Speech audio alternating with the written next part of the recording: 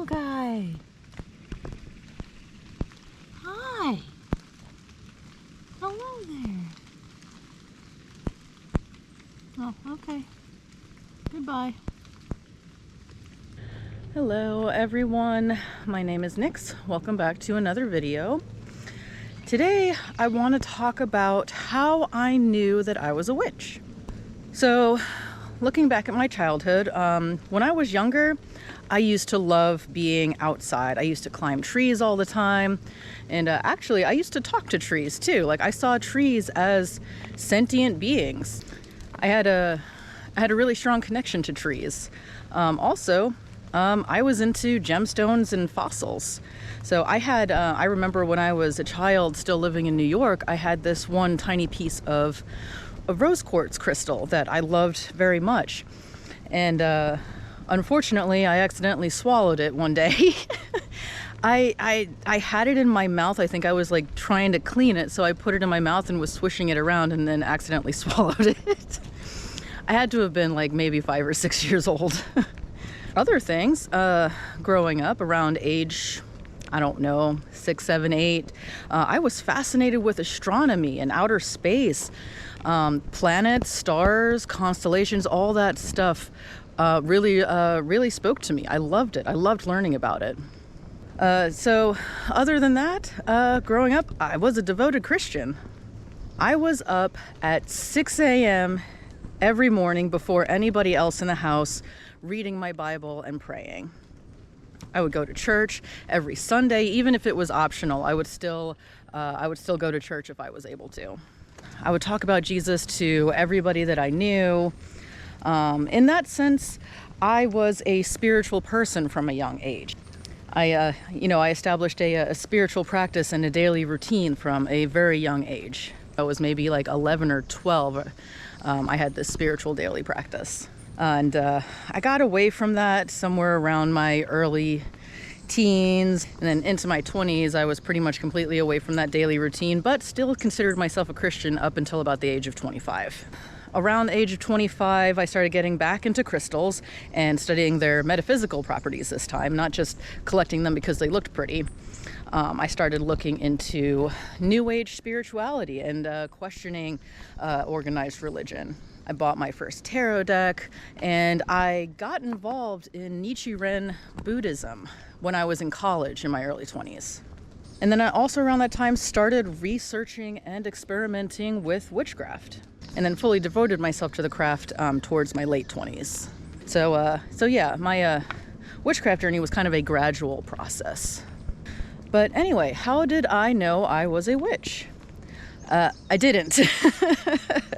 Honestly, if you had told younger me that I would end up being a witch, I would have never believed you.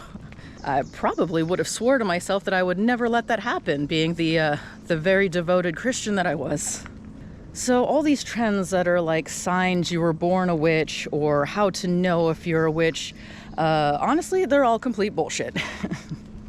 They're just to gain views. There's no weight in them whatsoever. You do not need to be born with special gifts or inclinations to be a witch, okay? You don't have to be from a line of witches or have a family history of witchcraft. I mean, I didn't have any special abilities growing up.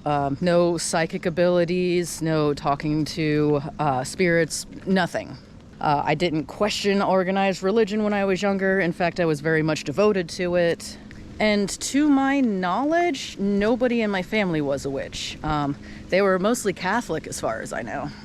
The things I was into when I was younger, being outside, climbing trees, outer space, rocks, crystals, all that stuff, fossils, all of that, that was pretty darn normal for a kid. Except maybe the talking to trees part. That may have been a little abnormal, but yeah, a lot of kids from my generation were into rocks and fossils and dinosaurs and outer space. That was a normal thing. It could have led to any religion or spiritual path. And conversely, being born with special abilities or interests does not necessarily mean you are destined to be a witch. that you have to be a witch even. You could be born with these special abilities. You could be born with the ability to talk to spirits or have these psychic inclinations and choose to be a Christian. Now, of course, you can absolutely be born with these special gifts or talents that are considered witchy, 100%. But those things can also be adopted and learned later on.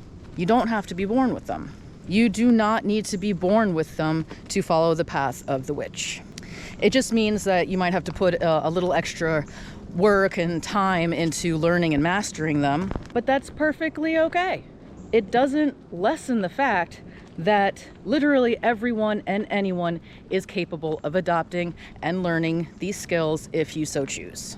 Witchcraft is a spiritual path that you choose.